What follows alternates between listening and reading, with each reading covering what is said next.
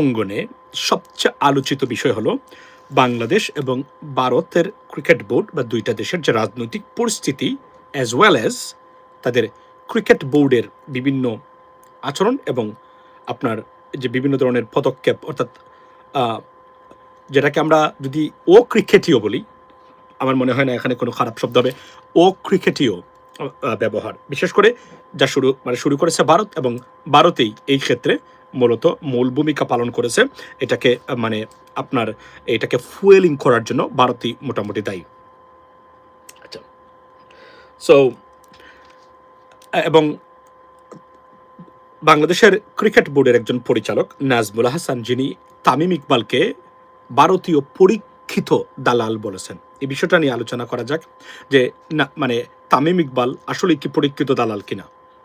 এবং উনি যে কথাটা বলেছেন, গতকালকে আমরা আলোচনা করেছি হ্যালো ব্রাদার, যে তামিম ইকবালরা আসলে কারা। এরা প্রথমেই বলি যে আপনার যখন তামিম ইকবাল বলেছেন যে 90-99% আমাদের আয়ের উৎস হচ্ছে আইসিসি, বাংলাদেশের মুস্তাফিজ ইস্যুতে বাংলাদেশের ক্রিকেট বোর্ড যখন বাংলাদেশের ক্রিকেট টিমকে ভারতের টি-20 ওয়ার্ল্ড কাপ বা বিশ্বকাপে ভারতে পাঠাবে না, অন্যত্র তাদের ম্যাচগুলো সরিয়ে নেওয়ার জন্য অনুরোধ করেছে ক্রিকেট আপনার আইসিসিকে।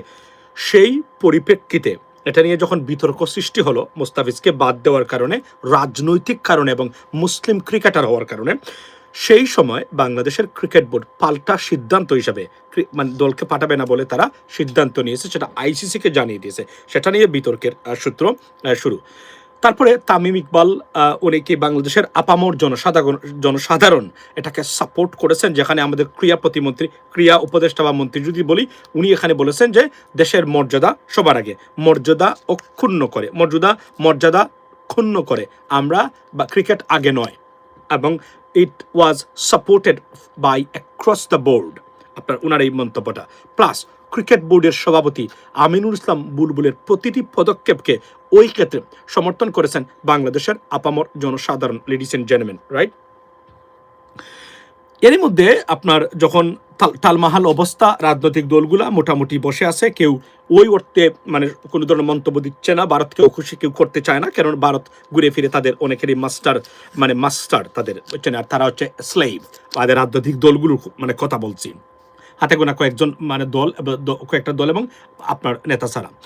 সেই সময়ে তামিম ইকবাল এসে বলেছেন যে বাংলাদেশের ক্রিকেট বোর্ডের উচিত বা বাংলাদেশের উচিত বাংলাদেশের ক্রিকেট টিমকে ভারতে পাঠানো, কেননা আমাদের আয়ের আয়ের উৎস আইসিসি এবং 90-99% আয় আমরা করে থাকি ক্রিকেট বোর্ডের আইসিসি কেন্দ্রিক, উনি এটা বলছেন। তো প্রতিবাদের জায়গাটা হচ্ছে এই জায়গাতে যে উনি টাকাকে সবার আগে দেখেছেন এবং দেশের স্বার্থ, মান, মর্যাদা, এই কারণে আমরা মনে করি, অনেকেই মনে করেন যে উনি এটা সঠিক কাজ করেননি। এর মধ্যে বিসিবির পরিচালক যেটা ফুয়েলিং করেছেন, আগুনের ভিতরে আপনার বলতে গেলে উনি ঘি ঢেলে দিয়েছেন, বা আমি যদি বলি পেট্রোল ঢেলে দিয়েছেন, সেটা হচ্ছে যে উনি বলেছেন এই কথার সূত্র ধরে তামিম একজন পরীক্ষিত ভারতীয় দালাল, যেখানে বিতর্ক শুরু ওই জায়গা থেকে। প্রশ্ন হলো উনি কি তারপরে ক্রিকেটার্সদের একটা সংগঠন খোয়াব না মুয়াব আছে, যেটা সত্য কথা বলতে গেলে আমি জানতামও না আগে, না আসলে জানতাম, খেয়াল করি নাই কখনো, কারণ বাংলাদেশের ক্রিকেট নিয়ে তেমন একটা উচ্ছ্বসিত হওয়ার কোনো কারণ নাই, এটা হচ্ছে বাস্তবতা, রাইট। এখানে এই ক্রিকেট বোর্ডে নাজমুল হাসান পাপন এটাকে তার মায়ের, বাবার এবং তার পকেট সংগঠন বানিয়ে যে পরিমাণ দুর্নীতি, লুটপাট ওই ক্ষেত্রে করেছে, এবং ক্রিকেট বোর্ডটাকে রাজনীতিকরণ করে বাংলাদেশের মানুষের ইমোশনের জায়গা নিয়ে খেলেছে। শুধু এইটা না, ক্রিকেট বোর্ডের আপনি দেখেন সাকিব আল হাসান এবং মাশরাফির মতো ব্যক্তিকে, একজন ক্রিকেট রানিং দলে অধিনায়ক প্লাস একজন প্লেয়ার থাকার পরে শেখ হাসিনা ডেকে নিয়ে তাকে জোর করে বিনা ভোটের এমপি তারা বানিয়েছেন। আসছি ওই পয়েন্টে, মূল বক্তব্যটা দিই। তখন উনি বলেছেন পরীক্ষিত দালাল, উঠছে বক্তব্য যে পরীক্ষিত দালাল না, তামিমকে নিয়ে এখন আব্দুল নূর তুষার ভাই, যেহেতু ওনারা বামপন্থী মানুষ ছিলেন, সুতরাং ওনাদের ভিতরে তো 10-15% ইন্ডিয়ান জিন সবসময় আছে, এটা থাকবে স্বাভাবিকভাবে, না থাকলে 54 বছর পরে আমরা ভোট দিতে পারি না কেন? এটাই তো কারণ তো একটাই, নাম্বার 1 ক্যান্সার, one জায়গায়, we have one spot which is cancerous, and that's why we fail to tackle, our politicians fail to tackle absolutely, is India. This is Indian aggression, Indian government's policies over Bangladesh. Our politicians failed to tackle it pretty badly. And that's why we are in a vulnerable and fragile situation in terms of the future and building the future of our generations, ladies and gentlemen. Let me go back to the point. So, এখন প্রশ্ন হচ্ছে এবং কোয়াবের cricketer আসছে এসে বলতেছে যে মানে BCB পরিচালককে ক্ষমা চাইতে হবে। উনি বলছেন আমি ক্ষমা চাবো না। আমি ক্ষমা চাইবো কেন? প্রশ্ন হলো উনি দালাল কিনা। আসুন এখানে মূল জায়গাতে। উনি রয়ের আপনার তামিম ইকবাল রয়ের আপনার আমরা যদি বলি যে কি বলে এটাকে ফেরুলে আসেন কিনা আমরা জানি না, তবে উনি যে বক্তব্যটা দিয়েছেন যে আয়ের উৎসটা দেশের চেয়ে কি আয় বড়? আয় কিভাবে আসে এটা আমি আসছি পরে। দেশের স্বাধীনতা, সার্বভৌমত্ব, দেশের মান মর্যাদা, একটা দেশ বলছি মুস্তাফিজকে তারা মানে ক্যান্সেল করে দিয়েছেন বা যেটাকে আমরা বলি রিলিজ করে দিয়েছেন, has been released by BCCI. Does it mean that just only Mustafiz? No, it's they released entire Bangladesh. That's why সরকার কি করেছেন? IPL নিষিদ্ধ করেছেন, ক্রিকেট বোর্ডকে পাঠাবেন না। What a great decision by this government been taken. What a great decision we have ever seen in our lifetime, ladies and gentlemen. There are many decisions this government taken in regards to India, but this is one of them that তারা নিয়েছেন এবং বলছেন সুস্পষ্টভাবে, you know what, যেভাবে কাজ করবেন তার পাল্টা প্রতিক্রিয়া, every action has its own reaction, and that's what exactly happened. আপনি দেখেন এবং গাটস দেখিয়েছে বাংলাদেশ আর ওই নতজানু কোনো রাষ্ট্র না, শেখ হাসিনার আমলের বাংলাদেশ না। বাংলাদেশ সত্যিকারের একটা স্বাধীন সার্বভৌম রাষ্ট্র, এটা তার প্রমাণ করেছেন প্রতিটা ক্ষেত্রে এই সরকারের আমলে। এর আগে ছিল না, এর আগে একটা খরদ্রাজ্যের চেয়েও খারাপ অবস্থা ছিল। মমতা যা বলতে পারতেন শেখ হাসিনা তাও বলতে পারতেন না, এভাবেই ছিল বাংলাদেশের অবস্থান। না, এটা বোঝার জন্য আপনাকে প্রথমে এই বাংলাদেশি হতে হবে, তারপরে আপনাকে মানুষ হতে হবে। এর বাহিরে আপনি এটা বুঝতে পারবেন না। এই দুইটা জায়গাতে যদি আপনার গরমিল থাকে অবস্থানের, you can understand that, will never be understand that, able to understand that, that's what it is. So Tamim কি দালাল নয়? আচ্ছা, এখন আসি মূল বক্তব্যে। উনি পেরিউলে দালাল কিনা আমরা জানি না, তবে উনি যে বলছেন মানে প্রথমেই তো উনি কি মুস্তাফিজের ইস্যুতে বলছেন ভারতের ক্রিকেট বোর্ডের এই সিদ্ধান্তটা ভুল? বলে নাই। দেখেন আপনি মানে কাজটা দেখেন, বলে নাই। উনি কি এটা সমালোচনা করেছেন, দুঃখ প্রকাশ করেছেন, এটাকে ডিসক্রিমিনেন্সি এরা বলেছেন? না। যখন বাংলাদেশ ক্রিকেট বোর্ড সিদ্ধান্ত নিল, উনি এসে বলছে কি এটা 90% to 99% আয় আসে ক্রিকেট বোর্ড থেকে। আচ্ছা, মানে ক্রিকেট আইসিসি থেকে। প্রশ্ন হলো ক্রিকেট মানে আইসিসি থেকে আয় আসে, আইসিসি আমাদেরকে দিয়ে আয় করে না? এই আয় কি মানে আসমান থেকে আসে? এই আয় তো এই ক্রিকেট মানে সংশ্লিষ্ট দেশগুলোর বিভিন্ন ধরনের বিজ্ঞাপন অন্যান্য উৎস থেকেই তো এগুলো আসে। না হলে কি এ আয় সম্ভব? না। তো তার ওই সম্মত ওই জায়গাতে তার লেখাপড়ার অভাব আছে, আন্ডারস্ট্যান্ড করে নাই। আর যেহেতু মানে তার ওই সেন্টিমেন্ট আছে ভারতকে খুশি করতে হবে, সুতরাং এটা সারা পৃথিবীর সব যুক্তি তার কাছে ও যুক্তিক মনে হয়, সে করেছে। এই সেই তামিম ইকবাল যে 5th of August আপনার 1st of August সম্ভবত 2024 শেখ হাসিনা পতনের 3 থেকে 4 দিন আগে শেখ হাসিনার সাথে দেখা করেছে, বঙ্গভবনে গেছে, ওই লিস্টটা পাওয়া গেছে। কেন গেছিল সে? কেন গেছিল মানে তামিম ইকবাল? তাকে কখনো শুনেছেন ছাত্র হত্যা ভুল হয়েছে? তাকে কখনো শুনেছেন গণতন্ত্র ভোটের অধিকার প্রতিষ্ঠা করা হোক? তাকে কখনো শুনেছেন বিচার বিভাগীয় হত্যাকাণ্ড, আপনার বিচার বিভাগীয় মানে যে বিচার বহির্ভূত হত্যাকাণ্ড মানে মানবাধিকারের লঙ্ঘন কখনো বলেছেন? কখনো বলেছে দুর্নীতিতে লুটপাট হয়, এই লুটপাট বন্ধ হওয়া দরকার, একটা দেশের জন্য এগুলো ভালো না? কখনো শুনেছেন? কখনো কি এটাও শুনেছেন যে প্রবাসীরা আপনার ধরলাম অন্যান্য ক্ষেত্রে সে বলে নাই, প্রবাসীরা যে মানে ক্ষতির সম্মুখীন হয়, যে হয়রানির শিকার হয়, এগুলো বন্ধ হওয়া উচিত? কখনো সিঙ্গেল দিন বলেন যেটা রিলেটেড টু বাংলাদেশ এবং বাংলাদেশের মানুষ এবং বাংলাদেশ শাসন ব্যবস্থা, নট এ সিঙ্গেল ওয়ান। তাহলে এখানে সে মানে কেন হস্তক্ষেপ করলো? এটা তো রাজনৈতিক সিদ্ধান্ত। মনে রাখবেন বর্তমান ভারত এবং বাংলাদেশের ক্রিকেট বোর্ডে যে ঘটনাগুলো ঘটছে, it is political and diplomatic, এটা ক্রিকেটীয় নয়।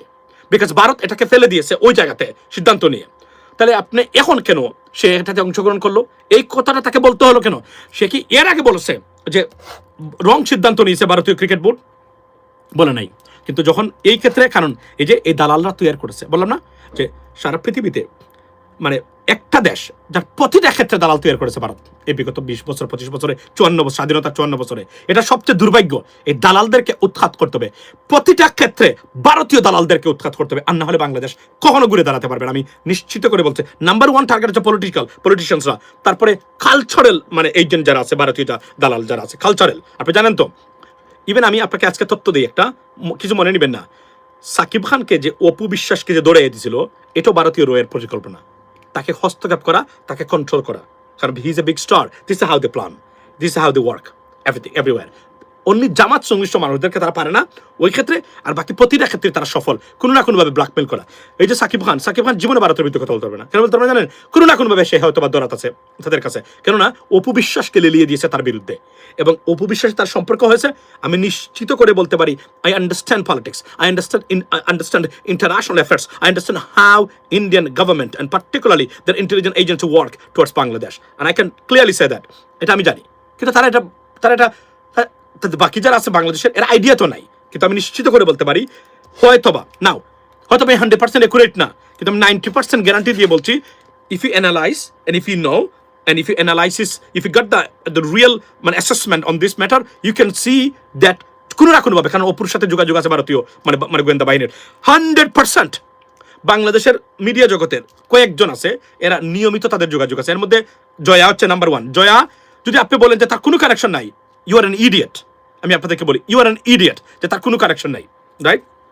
আচ্ছা, তামিম সাকিব এরা একই। আচ্ছা, আপনি দেখেন মানে দুইটা ক্রিকেটার, আপনি বলেন এই ক্রিকেট না। দেখুন ক্রিকেটের প্রতি আমার, what is the contributions of cricket two Bangladesh? এখানে কোনো কন্ট্রিবিউশন নাই তো, তারা তো কোনো কিছু জিততে পারে নাই। তারা এই খেলে একটা ম্যাচ যদি জিতে 3টা হারে, এই হলো বর্তমান বাংলাদেশের ক্রিকেটের অবস্থা। যে ধরনের এক্সপোজার, যে ধরনের সাপোর্টস তারা গভর্নমেন্ট থেকে পেয়েছে, যদি ফুটবলে এই সহযোগিতা পেত, ফুটবল এশিয়ান লেভেলে চলে যেত। আর কল্পনা করেন আপনি, এশিয়ান লেভেলে চলে যেত। এই সরকার যে সহযোগিতা করেছে ক্রিকেটকে, বিগত সরকার যারা যেভাবে তারা সবকিছু উমড়ে পড়েছিল, যদি ফুটবলকে দিত, আমরা এতক্ষণে মানে আপনার ফুটবল বিশ্বকাপ খেলার দ্বার প্রান্তে যেতাম। আপনি বলবেন অতিরঞ্জিত ন, হেইতির মতো দেশ, মানে আপনার সাউথ আমেরিকান ক্যারিবিয়ান দেশ, মানে দ্বীপরাষ্ট্র হেইতি, যেখানে government right now there is no government, but they are in the world cup. Yes, how is this possible? They are even worse than Bangladesh. The situation is complete. They failed. Somalia, Haiti, they had no government, right? মানে gang leaders, gangs members, they run the country. হেইতির কথা বলছি আমি আপনি, right? Asian বলে আমেরিকাতে তারা, বুঝছেন? আপনি দেখেন তারা কিভাবে বিশ্বকাপ খেলে এবার, তারা বিশ্বকাপে এবার আছে। তাহলে আমরা কেন পারবো না? আমরা কেন পারলাম না? আমরা এই কারণে পারলাম না, কারণ আমাদের ওই জায়গাতে। তখন আপনি কল্পনা করেন তামিম ইকবাল, শেখ হাসিনা, এবং দেখছেন তো শেখ হাসিনার সাথে তার বউয়ের ছবি, এবং একজন ফেসিস্টের সাথে তার ছবি, দেখছেন তো? আচ্ছা, এটা হতে পারে একজন ক্রিকেটার। আমি I take it 5th of August, মানে 1st of August 2024 কেন গেছিল? তখন কিন্তু শেখ হাসিনা অলরেডি হাজার মানুষকে মেরে ফেলছে, হাজার মানুষকে মেরে ফেলছে। দেখেন আপনারা, বাংলাদেশের মানুষের দৃষ্টি আকর্ষণ করতেছি আমি। 1st of August 2024 এর ভিতরে সবকে মেরে ফেলছে সে, মোটামুটি, রাইট? কিছু মানুষকে মানে মোটামুটি প্রায় 2000 মানুষকে অলরেডি হত্যা করে ফেলছে। জেনে শুনে তামিম ইকবাল শেখ হাসিনার সাথে দেখা করতে গেছিল কেন? আমি এই প্রশ্নটা করতে চাই, জাতির কাছে রাখতে চাই। এই দালালদেরকে চিনে রাখুন, এবং সে করছে কি দেখেন আপনি। তারপরে সে ক্রিকেট বোর্ডে বিসিবির প্রেসিডেন্ট হওয়ার জন্য আসছিল। আমিনুল ইসলাম বুলবুলের মতো একজন সার্টিফাইড কোচ ম্যানেজারকে রেখে সে আসছিল আপনার মানে কি হয়ে যেতে, এই যখন দেখলো কোনোভাবে সুবিধা করতে পারে নাই, তখন ব্যাকটা রিট্রিটেড, ইউনো। আমিনুল ইসলাম বুলবুল যখন দেখলো কিছু করতে পারে নাই, সবার সমর্থন তার প্রতি, তখন সে মানে সরে গেল। আর না হলে তো সে ভালো একটা ঝামেলা মানে পাকিয়ে দিয়েছিল ওই জায়গাতে। তো এই দালালদেরকে আমি, আর এই সে ক্রিকেট না, কলঙ্কিত করেছে পৃথিবীর স্পোর্টস অঙ্গনকে, কলঙ্কিত করেছে বাংলাদেশের ক্রিকেট। কিভাবে আপনি বলেন? পৃথিবীর কোন দেশে আছে যে আপনি এক্সিস্টিং একজন প্লেয়ার, একটা দেশের ক্রিকেট অধিনায়ক, তাকে বিনা ভোটের এমপি বানিয়েছে, সংসদে নিয়েছে শেখ হাসিনা? আপনি বলেন বাংলাদেশের মানুষের ভোটের অধিকার গণতন্ত্র হরণ করে রাষ্ট্রীয় অপরাধে যুক্ত ছিল একটা সরকার, সেই সরকারের আপনার মানে গিয়ে এমপি হয়েছে এই ক্রিকেটার না, এই বাঞ্ছুতের বাচ্চারা না, এই ক্রিকেটাররা না, এই এর তো আজকে মানে বিসিবি পরিচালকের বিরুদ্ধে অবস্থান নিয়েছে ক্রিকেটারদের সংগঠন কোয়াব। যদি বিসিবির পরিচালক কোনোভাবেই তাকে কোনো হয়রানি করা হয়, ক্রিকেটের বাস আমরা ঢুকিয়ে দেবো, কিন্তু বলে রাখতেছি, আমরা মাথায় রাখবেন, আমরা কিন্তু এখানে ছাড়বো না। সে দেশের পক্ষে দাঁড়িয়েছে, সে দালাল নয়। তামিম ইকবালকে দালাল বলেছে, 100% সার্টিফাইড দালাল হচ্ছে তামিম ইকবাল। এই সাকিবরা, এরা আমাদের জন্য ক্যান্সার, এবং এরাই এই ফেসিস্টের সহযোগী। এদের বিষয়ে কোনো সার নেই। অনেক দল করতে পারেন, আমি ভালো ক্রিকেটার থাকতে পারেন, কিন্তু ভালো ক্রিকেটার থাকা মানেই দেশের বিরুদ্ধে আপনি যদি যখন ষড়যন্ত্রে লিপ্ত হবেন, আপনার প্রতি আমার কোনো রেসপেক্ট আর কখনোই থাকবে না, এবং আমি দেখাতে পারবো না। আমি sorry ladies and gentleman, that is a bottom line. সে অবশ্যই একজন দালাল, এবং পরীক্ষিত দালাল। সে কোন মানে হিসাবে এই কথাটা বলতে পারে? আমাদেরকে যেতেই হবে। সে জানে না কি হচ্ছে আমাদের দেশে, আমাদের দেশের বিরুদ্ধে যে অপপ্রচার হচ্ছে প্রতিদিন। এত অপপ্রচার একটা দেশের বিরুদ্ধে হতে পারে, আর একটা দেশের রাষ্ট্রপ্রধানের বিরুদ্ধে হতে পারে। পৃথিবীতে যদি আপনি ভারতীয় মিডিয়া না দেখেন আপনি পাবেন না। প্রতিদিন মুসলমানদেরকে হত্যা করা হয়। আজকে আমি এটা শেয়ার করেছি, মসজিদের সামনে ব্যান্ড পার্টি নিয়ে এসে আজানের সময় উগ্র হিন্দুরা ব্যান্ড পার্টি বাজাচ্ছে ভারতে। আমি শেয়ার করেছি আমার এমরমান মাসুমে, গো অ্যান্ড চেক। কিন্তু আমাদের মিডিয়াতে এগুলো তেমন একটা নাই। আর আমাদের কোনো কিছু না হলেও একটা ঘটনা তারা ঘটায়, কিন্তু সারা পৃথিবীতে বাংলাদেশকে ছোট করার জন্য তারা, আপনার দেখেন গিয়া কি পরিমাণ, কোথায় আমাদের রাজনৈতিক দলগুলা? আমি তো আমাদের রাজনৈতিক দলগুলো আছে, তারা সংবাদ সম্মেলন করে এটা প্রতিবাদ জানাইতে পারলেন না। কেন পারলেন না আপনারা? আপনি পারলেন না। ক্রিকেট তামিম ইকবাল টুইট করেছে, ফেসবুকে পোস্ট দিয়েছে, বলেছে এগুলো বন্ধ হওয়া দরকার, এগুলো অন্যায়, আপনাদেরকে মানে এগুলো আনএক্সেপ্টেবল বলেছে কখনো না। এই দালালদের বিষয়ে হুঁশিয়ার থাকবেন। একটা আন্তর্জাতিক মানের দালাল হচ্ছে তামিম ইকবাল, হারামজাদা আন্তর্জাতিক মানের একটা দালাল। এবং এই সাকিব এবং তামিমরা এরা আমাদের দেশের জন্য, আমাদের দেশের মানে নিরাপত্তার জন্য হুমকি। কোনো সার নাই,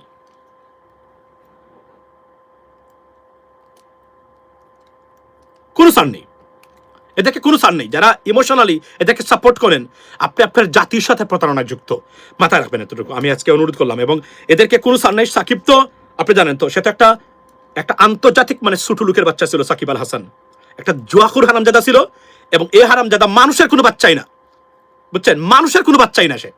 আমি আর কি বলবো, তার সম্বন্ধে যখন আমি জানলাম, তুতু নিক্ষেপ করতে মানে আমার করতে ইচ্ছা করেছিল তার প্রতি। তার এতটা ছোট লোক এবং তার অমানুষ এই হারামজাদা ওই সাকিব আল হাসান এবং তামিম ইকবালরা।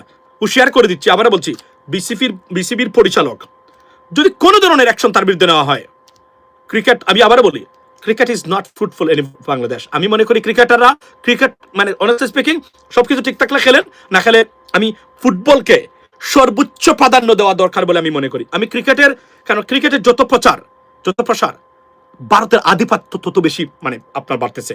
ক্রিকেট কেন্দ্র করে ভারত এন্টায়ার আইসিসিকে তারা কন্ট্রোল করে ফেলছে। আপনি দেখেন শুধু বাণিজ্যের কারণে কিভাবে আইসিসি এখন অসহায়।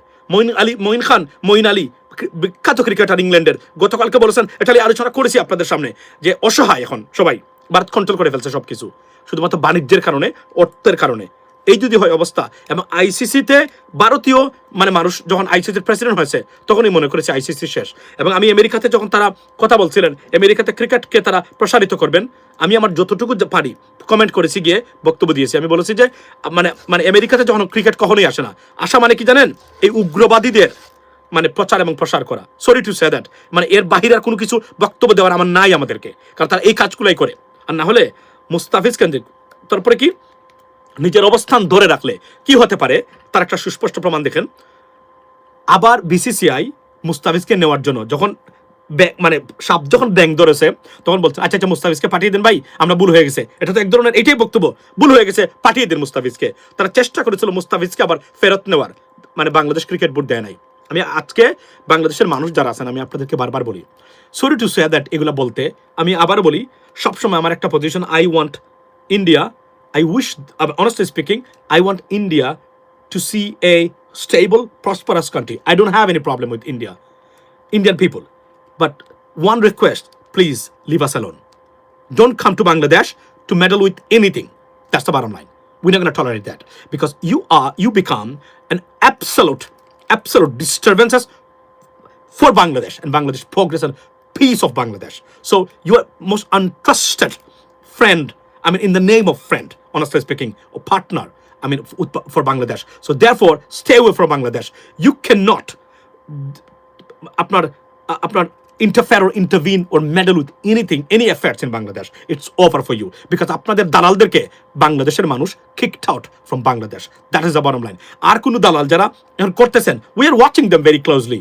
চেষ্টা করবেন, বঙ্গোপসাগরে পতিত হবেন মানুষ যখন আবার রাইজ করবে। মনে রাখবেন, আমরা যদি বাংলাদেশকে ভারতের কন্ট্রোল থেকে টোটালি আমরা আমাদের রাজনীতিবিদদেরকে শুরু করে সবকিছুকে আলাদা করে রাখতে পারি, বাংলাদেশের প্রোগ্রেস, প্রসপারিটি কেউ আটকে রাখতে পারবে না। যেখানে তাকাবেন দেখবেন ভারতীয় ইন্টারফারেন্স, যেখানে আপনি তাকাবেন। খুবই দুঃখজনক। এবং এই রাজনীতিবিদরা, এই হালার পুতেরা, এই বাসাটা এভাবে বলি, মানে নোয়াখালীর ভাষায়, বুঝছেন, এই হালারপুরা এই কাজটা করেছে। 54 বছর এই দেশটাকে তারা জিম্মি করে রেখেছে আরেকটা দেশের কাছে। খুবই দুঃখজনক। এবং এই বিপ্লবের পরে এই দেশটা মোটামুটি এদের কাছ থেকে আমরা যে কুক্ষিগত ছিলাম সেটা প্রমাণ করতে পেরেছি। আমরা এখন কতটুকু সেপারেটেড হয়েছে বা হবে ভবিষ্যতে কাকে ভোট দিচ্ছেন তার উপর নির্ভর করে। আমি একটা অনুরোধ সবার কাছে করে যাব, একটাই অনুরোধ সবার কাছে সবাই করা উচিত। আর যাই হোক, কোনো ভারতীয় দালালকে ভোট দিবেন না। আপনার সন্তানকে এই ভারতীয়দের উগ্র হিন্দুদের দ্বারা নিয়ন্ত্রিত হওয়ার সুযোগ দিবেন না। আপনারা এই কাজগুলো করবে, কারণ আমি আবার বলছি, Indian are not our problem. The people of India, we don't have any problem. The government's policy over Bangladesh is one of the dangerous stuff we have ever seen. Trust me. এবং আমাদের রাজনীতিবিদরা they fail to understand this stuff. তারা কখনো বুঝতেই পারে নাই যে আমাদের দেশটা কিভাবে কুক্ষিত করে রেখেছে। আমি বারবার বলছি। আচ্ছা গেল, সুতরাং এটা দ্বারা নির্দ্বিধায় আমরা বলতে পারি যে তামিম ইকবাল যে কথাটা বলেছে, ভারতকে খুশি করার জন্য বলেছে, সেই জন্য ভারতে যেতে পারে কমেন্টেটর হিসাবে, টেকনিক্যাল একজন পার্সন হিসাবে, বা যে কোনো কারণে ক্রিকেট সংশ্লিষ্ট বিষয়ে। এই জন্যই এই দালালিটা করেছে, দেশের পক্ষে দাঁড়াতে ব্যর্থ হয়েছে তামিম ইকবালের মতো কুলাঙ্গার। সে অবশ্যই দালাল, অবশ্যই ভারতের নাম্বার 1 দালাল। That is our bottom line, ladies and gentleman. So এদেরকে প্রত্যাখ্যান করুন। যত বড় ক্রিকেটার, যত বড় রাজনীতিবিদ, যত বড় অর্থনীতি আপনার এই অর্থের সম্পদ হোক না, সম্পদশালী হোক না কেন, ভারতীয় দালালদেরকে আপনার দূরে রাখবেন। এরা আসলে কোনো কন্ট্রিবিউশন নাই। ক্রিকেট খেলেছে তার নিজের জন্য খেলেছে, সত্য কথা বলতে গেলে এতদিন ধরে। সে আসলে আমি যদি বলি ওই অর্থে, কিন্তু আপনি দেখেন দেশের এত জঞ্জাট, এত বিপদ গেছে দেশের, এদের ভূমিকা কি? তাও বলতাম ঠিক আছে, তারা ক্রিকেটার, তারা রাজনীতিতে আসবে না, মন্তব্য করবে না। এখানে করলো কেন? তার ব্যক্তির স্বার্থে। আপনি কি মনে করেন তামিমের এই কমেন্টটা দেশের জাতীয় স্বার্থে? না, এটা তার ব্যক্তিগত স্বার্থে। খেলতে হবে, যেতে হবে, এখানে থাকতে হবে, খাইতে হবে। I understand that. This is why he said that.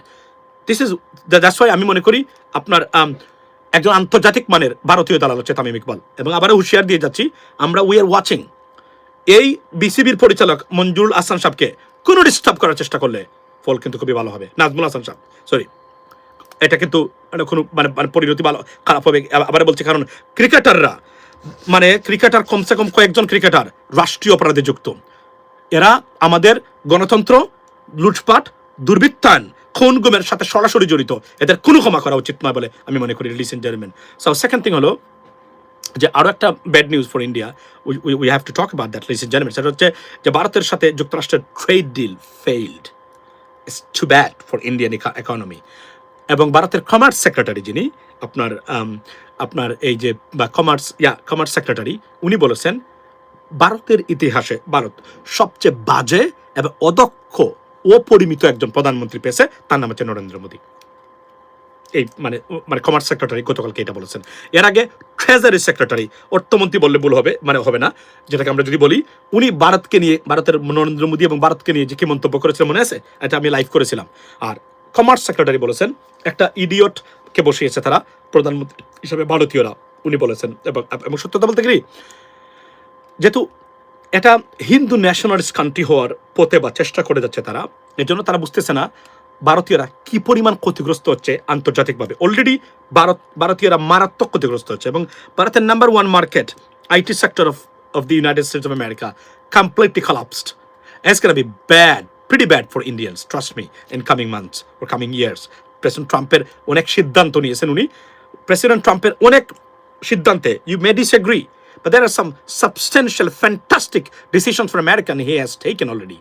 That's so good, and is definitely going to benefit Americans. Trust me. That's why some people, maybe they're upset for many things, but there are some steps. For example, আপনি জানেন গতকালকে একটা decision নিয়েছেন president Trump. He said that no corporation can buy a house in the United States. What does it mean? It means সাধারণ আমেরিকানরা now can buy houses. The house prices will drop, and then এবং only 50 years mortgage. So, like I said, there are many beneficial things for Americans that he brought up. Honestly speaking, ladies and gentlemen, so that's why some people are very, very happy with that. Yes, there are some stuffs that you can definitely আপনার criticize, it's up to you. So, এই যে ভারতের সাথে যে আপনার trade deal, অর্থাৎ, এবং এখানে বলে রাখি যে এর আগে বলছি, আমরা গতকালকে আমরা আলোচনা করেছিলাম যে 500% আপনার ট্যারিফস ভারতের উপর আরোপিত হতে পারে, উইচ ইজ যদি আপনার তারা তেল কিনে নাও। ভারতের মতো এই বহুল জনসংখ্যার দেশে জ্বালানি নিরাপত্তা নাম্বার 1 আপনার তাদের জন্য। তাহলে কোথায় যাচ্ছে তারা? যখন ভেনিজুয়েলা বাদ, রাশিয়া বাদ, তেল কোথা থেকে কিনতে হবে? মধ্যপ্রাচ্যে আসতে হবে, ঘুরে ফিরে মধ্যপ্রাচ্যের দেশ আসতে হবে। কোথায়? সৌদি আরবে, কাতারে, কুয়েতে আসতে হবে। ইরান ছিল আপনার third largest oil reserve country. Now Iran has a problem. It's sanctioned already by the United States. Is the government fall, which is most likely Iran could fall within weeks, if not days, within weeks, because situation is very volatile. If they cannot control the protests or protesters within next 2 to 3 days, it's gonna be pretty. It's going to be like it put entire Iranian system into turmoil. Already internet cut off, মোটামুটি cut off from the entire world. এবং আপনারা জানেন যে মানে ইরানের মতো দেশে তারা অলরেডি প্রেসিডেন্ট ট্রাম্পের নামে they named streets after president Trump. That's just unbelievable situation right now in Iran. So যদি এই অবস্থা চলতে থাকে, যদিও ইরানের অনেক যারা আছেন তারা বলছেন যে না, এগুলা ছোট্ট একটা আপনার এই কি বলে প্রোটেস্টার্স দেখানো হচ্ছে বড় করে, কিন্তু যখন আল জাজিরা দেখায়, you have to think about that. Al Jazeera আজকে সুন্দর একটা রিপোর্ট করেছে যে প্রোটেস্ট আপনার spreading across Iran right now, which is যখন আল জাজিরা বলে তখন আপনাকে ধরে নিতে হবে এখানে সত্যের মানে অপলাপ নয়, সত্য ঘটনাই ঘটতেছে ইরানে। সুতরাং আমি আবার বলি, মুসলিম ডিকটেটরসরা এবং আরও যারা অশিক্ষিত মূর্খ ডিকটেটরসরা আছে, তারা কিন্তু বুঝতেছে না যে they need an exit. So এক্সিটের প্ল্যান, যারা লেখাপড়া করা dictator, they set their plan how to exit. But মূর্খ যতটা আছেন, গণ্ডমূর্খ, বিগটেড লাইক শেখ হাসিনা, এগুলা তারা এক্সিটটা মানে প্ল্যান করতে পারে না। আর নাহলে মাদুরো কিন্তু হি offered pretty generous offers by the United States. He's supposed to understand that, but he failed to understand. That's why he gone. ঠিক একই কাজ হয়েছিল গাদ্দাফিকে, সাদ্দাম হোসেনকে, বাশার আল আসাদকে, বাট দে নেভার আপনি took it seriously, and this is how they actually আপনার collapsed. So ladies and gentleman, মূল জায়গাটা হলো, I have to finish right now, মূল জায়গাটা হলো এই জায়গাতে যে বাংলাদেশের রাজনীতিতে দালালের কোনো অভাব নেই। খুবই দুঃখজনক, পৃথিবীতে একটা নেপালের মতো দেশে গিয়ে এতটা দেশ বিরোধী দালাল পাবে না, ভারতীয় দালাল, কিন্তু আমাদের দেশে এগুলো আছে। খুবই দুঃখজনক এই ঘটনাগুলো। তারা একটাবার বলতে পারে না ভারতকে, ইউ নো হোয়াট, আপনি আমাদের প্রতিবেশী রাষ্ট্র, we want a better relationship, you know, but one thing you have to confirm and give us guarantee that you're not going to interfere or intervene or meddle with anything our international affairs, ladies and gentlemen. But you know what I mean, এটা বলতেও তারা সাহস পায় না। এখন আমরা দেখতেছি নতুন দালাল তৈরি হয়েছে, এই 1400-2400 মানুষের রক্তের বিনিময়ে, হাদির প্রাণের বিনিময়ে এই বাংলাদেশে এসে উপভোগ করবেন, lavish luxurious life in the name of politics করবেন, আর আপনি বাংলাদেশকে ভারতের কাছে আবার মানে আতাত করে রাখবেন। এগুলো আমরা সহ্য করবো না। আমাদের আত্মীয় স্বজনের জন্য আমরা দাঁড়িয়েছি, আবার বলছি, আগে দেশের জন্য দাঁড়িয়েছিলাম, এখন আত্মীয় স্বজন। প্রত্যেক মানুষ যদি তার আত্মীয় স্বজনের জন্য দাঁড়ান, এটাই বাংলাদেশের পক্ষে দাঁড়ানো এই মুহূর্তে। That is a bottom line. এবং আমি আবারও বলছি, যদি আপনি এটা বুঝতে ব্যর্থ হন রাজনীতিতে বা যে কোন জায়গাতে, যে ভারতীয় পলিসি আপনার দেশের জন্য মহাবিপদ সংকেত, আপনার রাজনীতি করা উচিত নয়, এদের রাজনীতি থেকে কিক আউট করে দেওয়া উচিত। এটা আমার মন্তব্য, ladies and gentleman. So let's see what happens next. এবং বলে রাখি যে তারা ভারত বাংলাদেশে, ও বাই দ্য ওয়ে, ধরেন 1971-এর পরে বাংলাদেশে কোনো বিমান বাহিনীর প্রধান মানে পাকিস্তান সফর করেছেন? কোন সরকারের সাহস হয়েছে এই কাজটা করার? ডক্টর ইউনূসের সাহস হয়েছে। ডক্টর ইউনূস ফেল করেছে। অনেকগুলো আমরা চেয়েছিলাম আরো সুন্দর, তারা করতে চেষ্টা করেছে, একটু বাকি ছিল না চেষ্টার, ভিতরে খবর জেনে বলছি। কিন্তু রাজনৈতিক সহযোগিতার কারণে কয়েকটা দলের তারা করতে পারে না একটা পর্যায়ে, তারা because there are many mechanism, many problems surrounding them, because Awami League এখানে, ভারত এখানে বসে আছে, তাদেরও নিরাপত্তার দরকার। বিশ্বাস করেন, এই রাজনৈতিক দলগুলো সহযোগিতা পেলে অনেকগুলো কাজ তারা করতে পারতো। বাংলাদেশের ইতিহাসে কোনো মানে বিমান বাহিনীর প্রধান মানে পাকিস্তান সফর করেছে? ডক্টর ইউনূসের এই গাটস আছে, উনি পাঠিয়েছে।